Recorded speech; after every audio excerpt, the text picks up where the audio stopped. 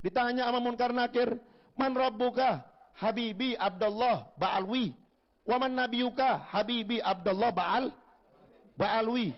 Assalamualaikum warahmatullahi wabarakatuh. Saudara sekalian dimanapun Anda berada, pada kesempatan kali ini kita akan sama-sama menyaksikan video ceramah seorang Habib ya, yang dimana ditanya di dalam kubur, jawaban mereka adalah Abdullah Ba'alwi. Siapa Tuhanmu? Abdullah Ba'alwi. Siapa nabimu? Abdullah Ba'alwi. Nah, semuanya dijawab dengan Abdullah Ba'alwi, saudara sekalian. Oke, selengkapnya mari kita sama-sama simak video berikut. Man rabbuka? Munkar Nakir tanya, man rabbuka? Siapa Tuhanmu?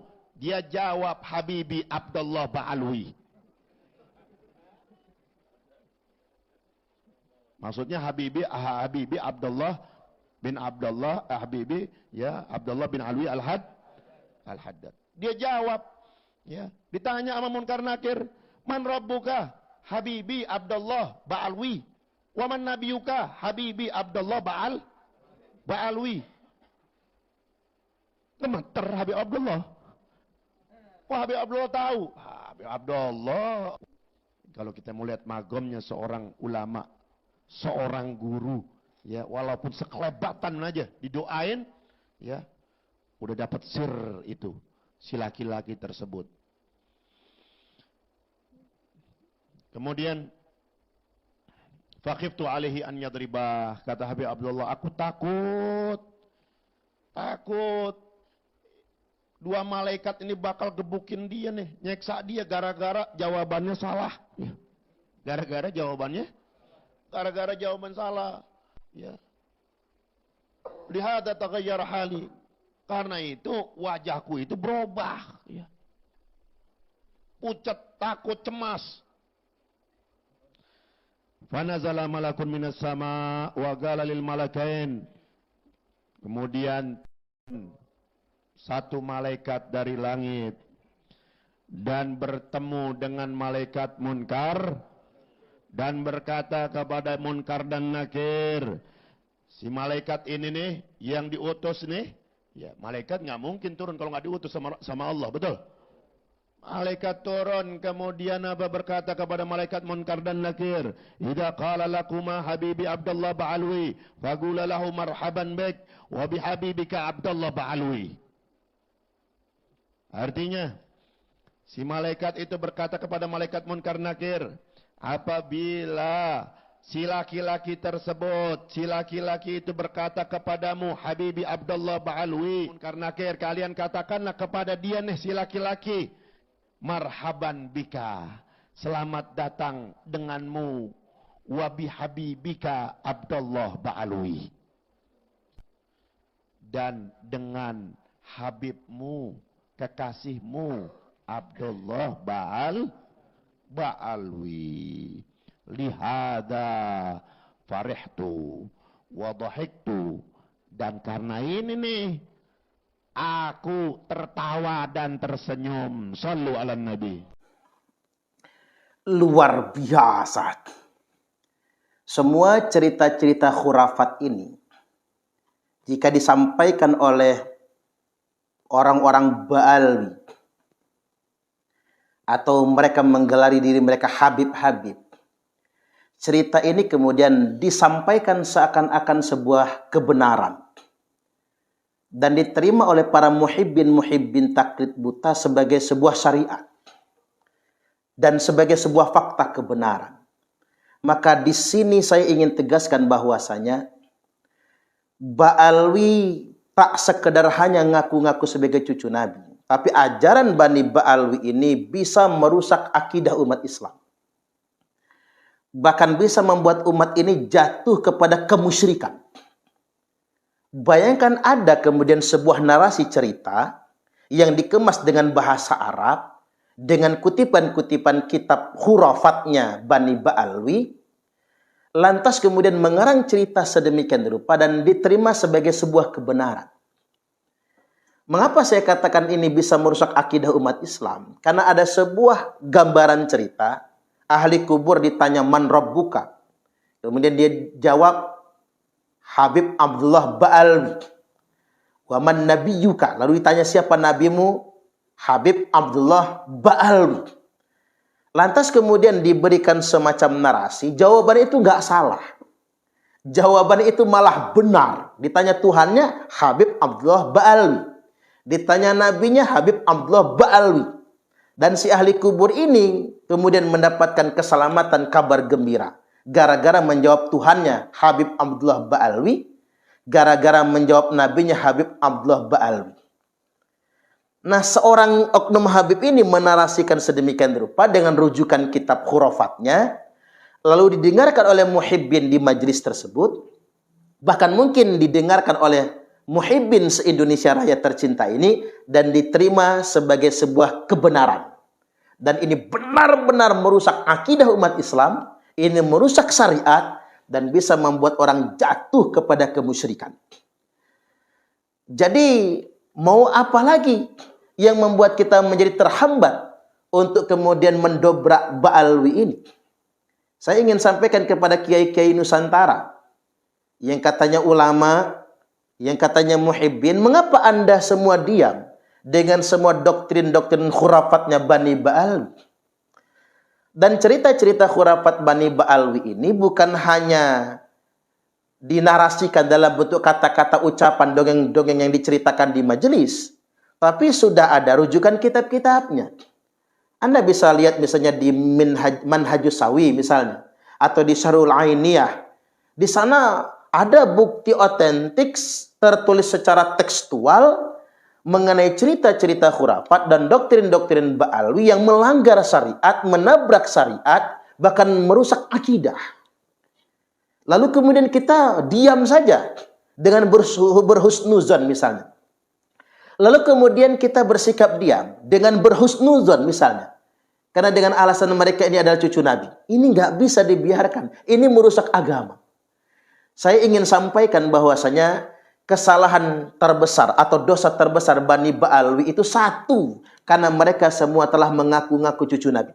Menyambungkan nasab mereka kepada nasab suci Rasulullah SAW, padahal mereka bukan anak cucu Nabi. Yang kedua, mereka menabrak akidah Islam, menabrak syariat Islam dengan berbagai macam ajaran yang bertentangan dengan syariat. Kemudian yang ketiga, mereka menguatkan ajaran mereka bukan dengan data, bukan dengan ilmu, tapi dengan doktrin yang sifatnya khurafat. Menyesatkan umat dan membodohi umat. Ini Majelis Ulama Indonesia nggak boleh diam ini. Kemana MUI? Gitu. Kemana fatwa MUI? Kemana komisi fatwa MUI? Untuk mengkaji ini semua. Ada sebuah klan yang begitu masifnya membangun cerita-cerita khurafat yang menyesatkan umat seperti ini. Kemudian yang berikutnya, yang keempat, Bani Ba'alwi telah mengeksploitasi nasab untuk menjadi warga agama kelas 1. Ini tidak boleh dibiarkan. Ini harus segera benar-benar dituntaskan sebetulnya. Kemudian yang kelima, telah terjadi ghulu. Perbuatan yang berlebih-lebihan dalam syariat agama. Dan ini tidak boleh dibiarkan.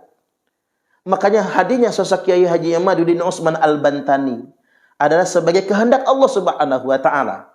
Karena sudah ada yang berlebih-lebihan dalam perilaku beragama yang dilakukan oleh sekelompok Ba'alwi.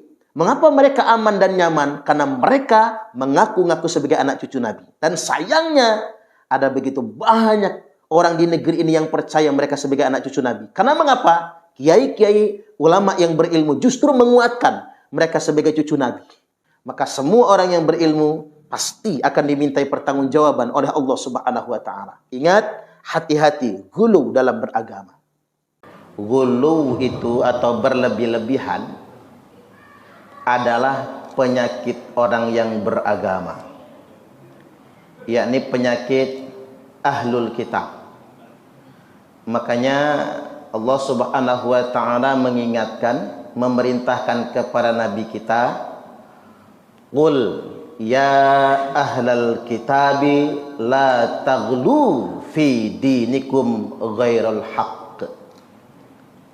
Katakan Muhammad kepada ahli-ahli kitab itu agar mereka itu tidak berlebih-lebihan, tidak ghulu fi dinikum, dalam urusan agama kalian, dalam pengertian berlebih-lebihan bukan dengan cara yang hak.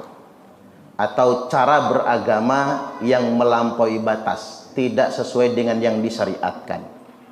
Hari ini saya ingin mengerucut sesuai dengan permintaan.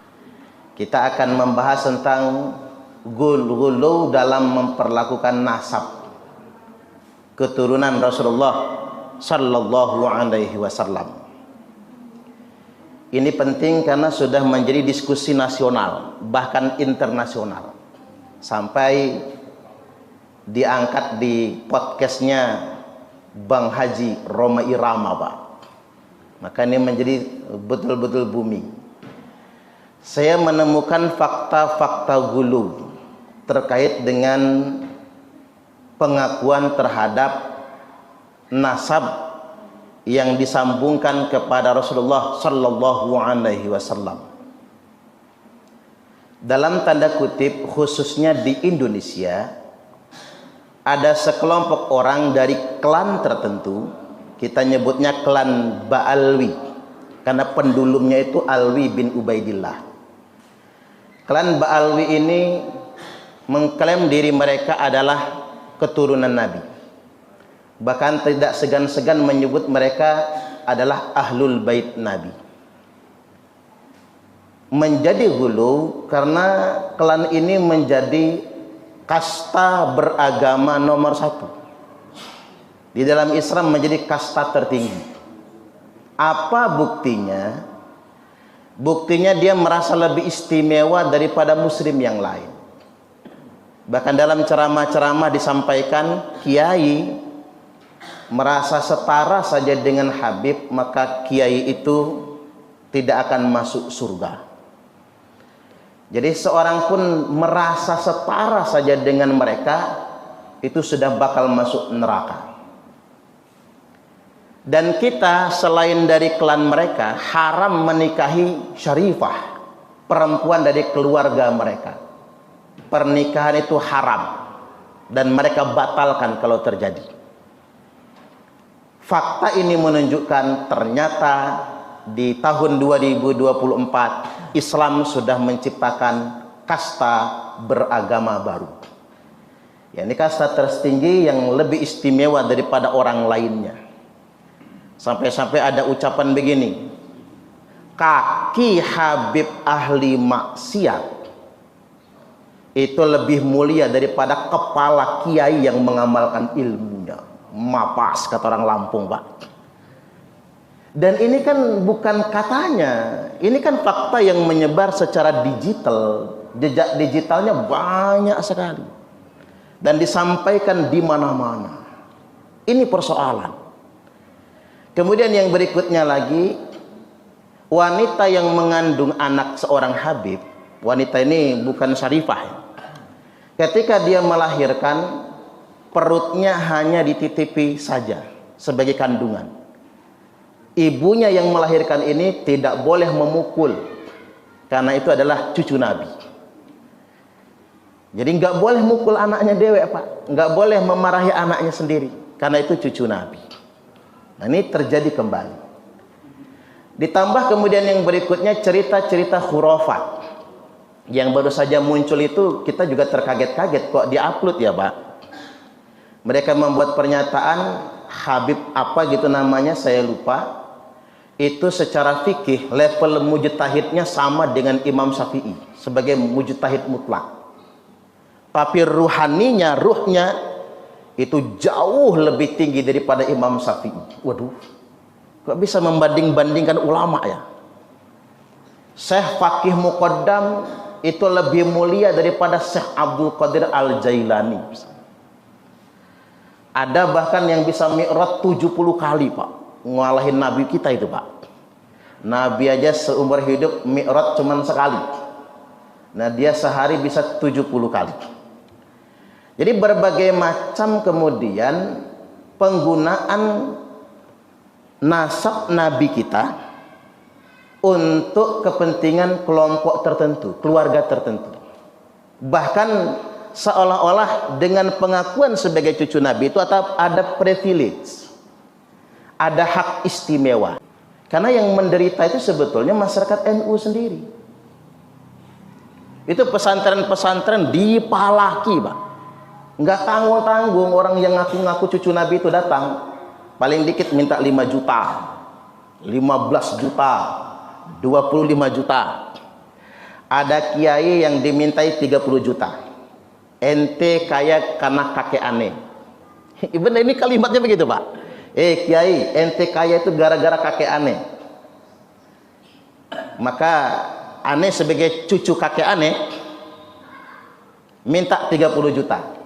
Nah, si kiai ini nggak ada uang segitu, hanya ada 15 juta. Begitu dikasihkan 15 juta, uang segitu ditabur di mukanya kiai, Pak. Kebayang nggak oleh kita?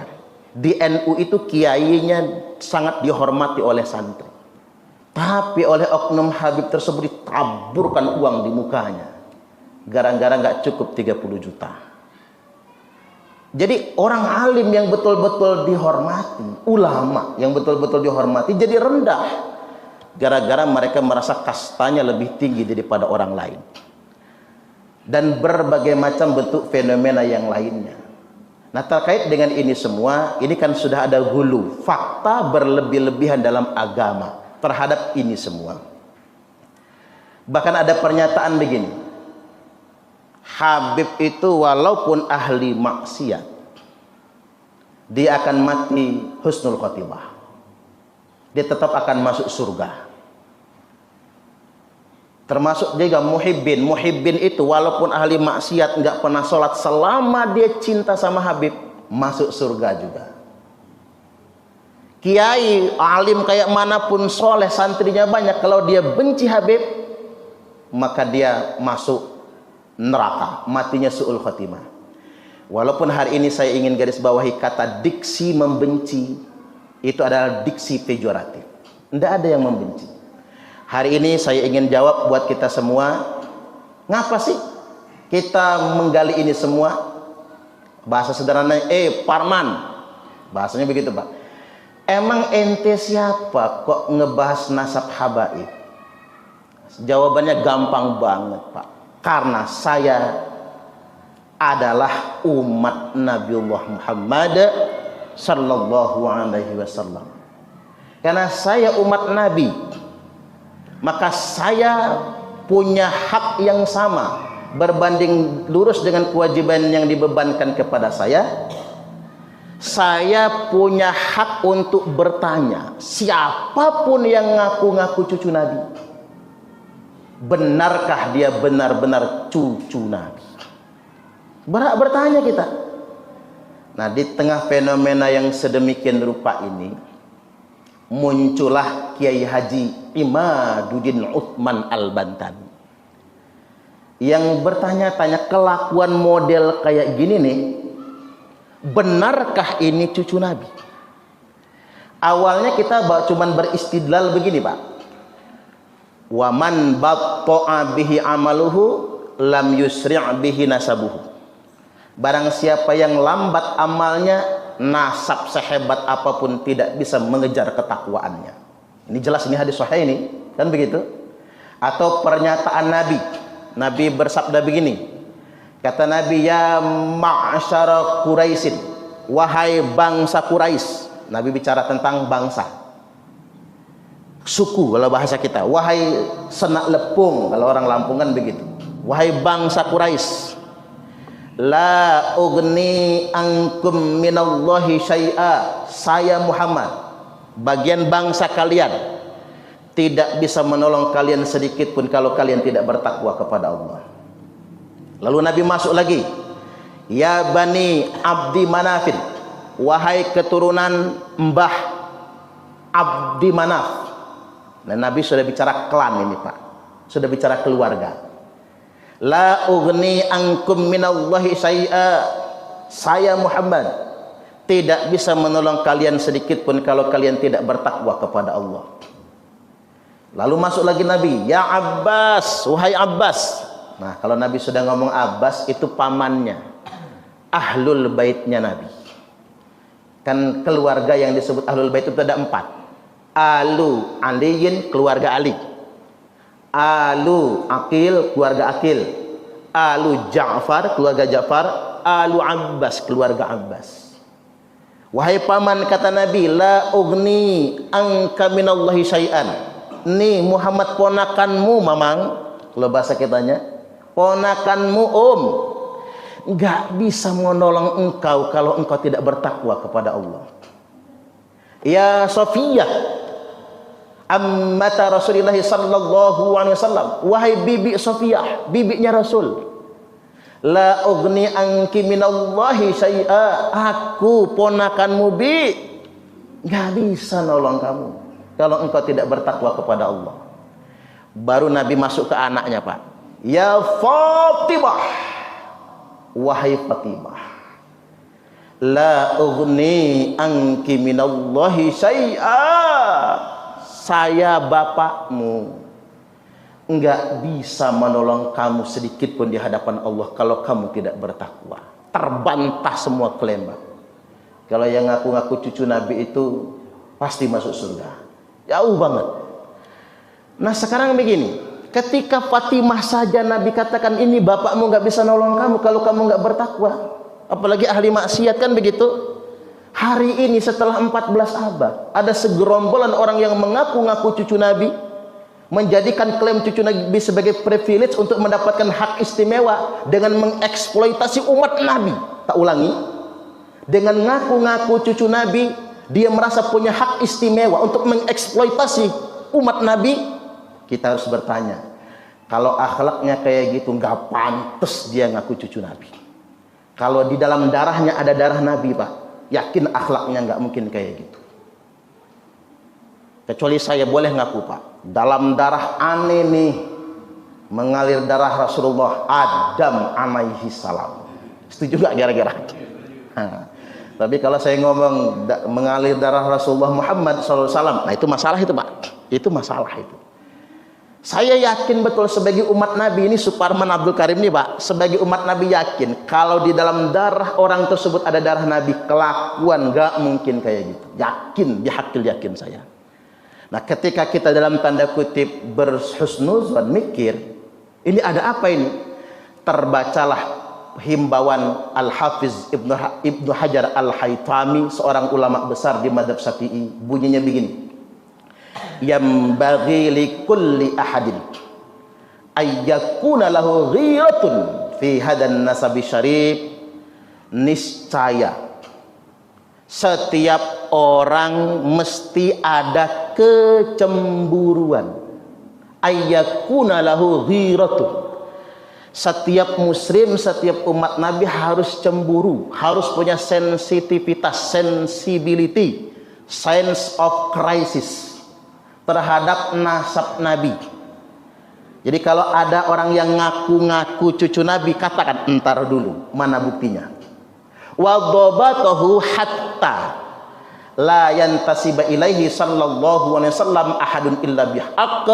Setiap orang yang ngaku anak cucu Nabi wajib diperiksa, diteliti, didalami dan dibuktikan sampai tidak ada seorang pun yang berani mengaku cucu Nabi illa bihaqqin, kecuali dengan hujah yang benar. Nah berangkat dari situlah kemudian ada penelitian, ternyata segerombolan orang yang ngaku-ngaku cucu Nabi ini berdasarkan catatan kitab nasab, mereka nggak punya catatan sejak 5 abad lebih lamanya. Bayangkan, Pak, apa kita bisa percaya setelah 5 abad kemudian? Kalau sekarang lah saya ngaku anak Soekarno, Pak, orang masih bisa konfirmasi kan sama Megawati. Nah sekitar 5 abad kemudian ada yang ngaku keturunan Soekarno itu ada yang bernama Suparman Soekarno Putra umpama. Ini kan orang cari catatannya, mana catatannya? Kalau Soekarno pernah punya anak yang bernama Suparman. Jadi berdasarkan kitab nasab itu baru abad ke-9 Hijriah adanya pengakuan nama tersebut. 5 abad setengah lebih. Nah, ini dipastikan. Kalau sudah 5 abad berarti kalau hadis ini namanya bukan munqati', Bukan terputus namanya, Pak. Maudhu' palsu. Ini nasab palsu ini. 5 abad setengah itu nasab palsu. Yang kedua, berdasarkan kitab sejarah, sudah terbukti bukan keturunan Nabi. Dan yang ketiga, ini yang paling saintik, nggak akan bisa dibantah oleh siapapun. Apa itu? Berdasarkan tes DNA. Ternyata semua Famba Alawi terbukti haplogrupnya G.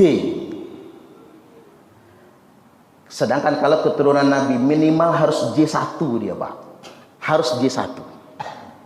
Coba kita lihat keturunan Nabi di Yordania. Kerajaan Yordania itu kan cucu-cucu Nabi semua, zuriat Nabi. Maroko itu cucu-cucu Nabi semua. Kemudian kalau di Mekah itu di Rusaifah. Sekarang Said Ahmad di sana. Semuanya haplogrupnya J. Ya, haplogrup itu kalau kata ahli DNA itu YDNA, menelusuri jejak leluhur berdasarkan bapak. Dari bapak ke bapak. Dia kalau keturunan Nabi minimal dia harus J1. Tinggal lihat mutasinya ke arah mana nantinya. Sampai segitunya. Ini ilmu pengetahuan nggak bisa dibantah. Makanya saya akan mengundang Dr. Sugeng, ahli DNA BRIN.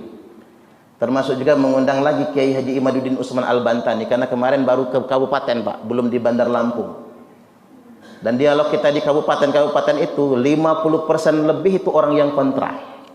Nah, ini kan kebenaran berdasarkan ilmu maksud saya. Kebenaran berdasarkan ilmu ini yang nggak bisa kita tolak. Ini bukan berdasarkan kebencian. Ya kita ingin saya ya sama Habib-Habib di Indonesia ini, yuk kita bareng-bareng jadi umat Nabi aja yuk. Kan enak ya, Pak. Sama-sama jadi umat Nabi aja. Yang membedakan kita mulia atau tidak bukan karena nasab, tapi karena ketakwaan. Inna akramakum indallahi atqakum. Sesungguhnya yang paling mulia di antara kalian semua di sisi Allah adalah yang paling bertakwa. Kan Nabi sendiri yang sudah mengingatkan, innallaha qad adhaba ankum ubiyatal jahiliyah wa ta'adumaha bi abaiha. Sesungguhnya Allah Ta'ala sudah mencabut dari kalian semua feodalisme jahiliyah, kesombongan jahiliyah, di mana masyarakat jahiliyah itu kata Nabi terbiasa membangga-banggakan nasab, membangga-banggakan orang tua, membangga-banggakan leluhur. Ayo kita jadi umat Nabi saja, saling bekerja sama satu sama lain. Entah begini, Pak, fenomena kayak gini kan hanya terjadi di Indonesia. Di Arab mana ada orang membanggakan dalam darah aneh? Nggak ada. Di Mesir nggak ada. Bahkan di Yaman sendiri pun masyarakat Yaman nggak mengakui itu cucu Nabi. Ini kan sudah ribut di Yaman sebetulnya, Pak, duluan. Akhirnya untuk mengatasi ribut diadakan tes DNA besar-besaran. 180 Habib dari berbagai macam marga tes DNA sudahan, haplogrupnya G. G itu apa? Etnis Yahudi Askenazi, bangsa Eropa Kaukasia. Dan memang sebelum adanya Islam, mereka itu hijrah ke Yaman, menetap di Yaman, dan setelah Islam datang mereka semua masuk Islam. Ya nggak masalah. Mau dia dari Yahudi Askenazi karena sudah Muslim, ya saudara kita juga. Ya terus masuk begini. Kita kenal sahabat Nabi namanya Ikrimah. Ikrimah itu kalau nyebut bapaknya Pak serem, Abu Jahal. Tapi kan kita nggak peduli mau bapaknya Abu Jahal atau siapa. Tapi ini anaknya sudah bertakwa, beriman kepada Allah. Nggak peduli dia anak siapa. Ya kayak orang Lampung, Pak. Orang Lampung kan nenek moyangnya itu agamanya Buddha kan. Ya, Hindu dulu baru Buddha ya, Pak. Karena kerajaan Pugung itu dulu cabang kerajaan Sriwijaya kan. Ya agamanya Buddha kan. Kemudian masuk Islam. Masuk Islamnya jalur mana? Dari Sunan Gunung Jati kan begitu. Sampai Sunan Gunung Jati menikahi dua putri kerajaan Pugung, Putri Sinar Kaca dan Putri Sinar Alam. Kemudian Putri Sinar Kaca punya putra yang kemudian mendirikan kerajaan Melinting. Putri Sinar Alam punya putra Raden Muhammad Aji Saka mendirikan kerajaan Keratuan Darah Putih kan begitu. yang sampai kemudian ke zuriatnya Raden Intan. Berarti Raden Intan itu adalah keturunan Syarif Hidayatullah, Sunan Gunung Jati. Sedangkan Syarif Hidayatullah itu sudah diisbat keturunan Nabi dari jalur Imam Husain, makanya manggilnya Syarif. Nah, jangan-jangan, mohon maaf tuh, jangan-jangan ini dalam tanda kutip ya, saya bukan mengisbat, Pak. Kita manggil-manggil orang cucung Nabi, padahal cucung Nabi itu adalah keturunan keratuan darah putih. Justru di Lampung ini, suku asli Lampung, di antaranya adalah keturunan Nabi. Makanya keturunan Raden Intan 1. Dari keturunan, karena Raden Intan 2 kan meninggal dunia, Pak. Raden Intan 1 itu kakeknya. Punya anak 2. Raden Imba Kesumaratu 2 dan Dalem Kesumaratu 1. Raden Imba Kesumaratu 2 itu anak tertua dari Raden Intan 1. Perang melawan VOC. Akhirnya ditangkap, dipenjarakan di Batavia, lalu dibuang ke Timur Leste sana, yang dikuasai VOC, sampai dibunuh oleh Belanda. Di tahun wafatnya Raden Imba Kesumaratu, di tahun itulah, tidak lama langsung beberapa hari kemudian lahirlah Raden Intan Kesumaratu II atau Raden Intan II, yang perang melawan Belanda, kemudian gugur di masih bujang. Karena beliau masih bujang, maka kekuasaan kerajaan atau keratuan diserahkan kepada keturunan pamannya, keturunan Dalem Kesumaratu, yakni Raden Muhammad Jamil, yang sekarang masih ada sampai sekarang, baik di Bandar Lampung, Raja Basa maupun di Kuripan sana, Kalianda. Nah, artinya memang begini, saya sampai datang ke sana, coba kata saya, jajal tes DNA dulu. Ya bukan untuk membanggain nasab, sumputin aja udah tahu nanti. Kalau benar J1, nah ini cucung Nabi. Cucung Nabi itu Pak nggak pernah membanggakan darahnya, nggak pernah. Dia akan sembunyikan itu. Jadi balik lagi saya ingin sampaikan, karena ada fenomena gulu terhadap nasab, maka muncullah sosok Kiai Haji Imaduddin Usman Al-Bantani yang meneliti, dan sampai hari ini tak terbantahkan penelitian beliau. Belum ada yang bisa membantah penelitian beliau. Berdasarkan kitab nasab, berdasarkan kajian sejarah dan tes DNA, sekelompok orang yang mengaku-ngaku cucu Nabi di Indonesia ini tidak terbukti sebagai cucu Nabi. Maka saya ingin tegaskan pada kesempatan hari ini, haram hukumnya ngaku cucu Nabi Muhammad SAW kalau tidak bisa menunjukkan bukti. Ini kan fenomena yang ada di NU, menjadi fenomena luas untuk bangsa Indonesia. Setelah saya pikir-pikir, Pak, ternyata usia NU ini berdasarkan tahun Masehi sebentar lagi berumur 100 tahun. Kan tahun 26 nanti. Ini sudah nggak nyampe 2 tahun lagi, Pak. Setahun sekian bulan lagi. 31 Januari 2026 nanti pas 100 tahun. Dan berdasarkan kalender Komariah, usia NU hari ini sudah 101 tahun. 1 abad lebih 1 tahun. Rasulullah sallallahu alaihi wasallam telah bersabda, "Innallaha yab'atsu fi hadhil ummati ala ra'si kulli mi'ati sanatin man yujaddidu laha dinaha." Sesungguhnya Allah yab'atsu akan mengutus lihadihil ummah, untuk umat ini, ala ra'si kulli mi'ati sanah, setiap awal dari 100 tahun, setelah habis 100 tahun, setiap awal dari 100 tahun, man yujaddidu laha dinaha, orang yang akan memperbaharui agamanya, mujaddid. Nabi mengingatkan setiap 100 tahun akan muncul mujaddid yang akan mengevaluasi hal-hal yang berlebihan dalam ajaran agama tersebut. Oke, saudara sekalian, itu tadi penyampaian dari Ustadz Suparman ya, di dalam menanggapi sebuah video dari seorang Habib Ba'alwi ya, yang menyampaikan ajarannya di dalam kitab internal mereka, Ba'alwi ya, namun didokumentasikan dan kita bisa melihatnya. Nah, ternyata ada hal yang menarik yang disampaikan oleh Habib ini ya, oknum Habib ini. Ya, di dalam menyampaikan ajaran mereka dalam suatu kisah di mana ada seorang yang bisa kita bilang muhibbin ya, yang dimana muhibbin ini ditanya oleh malaikat. Nah, lalu kemudian dia tidak bisa jawab, cuman bisa menjawab, siapa Tuhanmu? Abdullah Ba'alwi. Marrobuka? Abdullah Ba'alwi. Wa man nabiyuka? eh, Abdullah Ba'alwi, saudara sekalian. Itu aja yang dijawab. Namun lalu kemudian didatanglah malaikat untuk membawa kabar gembira bahwa orang ini dengan sebab dia cinta seorang Habib Abdullah Ba'alwi ini, kemudian masuk surga. Sesimpel itu masuk surga, saudara sekalian. Nah, hal ini kalau kita lihat dengan realita ajaran Islam yang kita dengar pada guru-guru kita, saudara sekalian, ini hal yang sangat yang sangat jarang untuk kita lihat, nadir sekali, saudara sekalian. Adapun hal yang cerita-cerita mereka seperti itu, kalau tidak disampaikan, tidak dokumentasikan hanya kepada keluarga-keluarga mereka, hanya kepada kelompok-kelompok mereka, ya tidak apa-apa, saudara sekalian.